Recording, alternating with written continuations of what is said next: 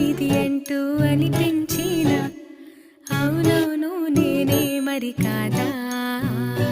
చిత్రంగా నాకేనే కనిపించిన కవ్వించే చిత్రాన్ని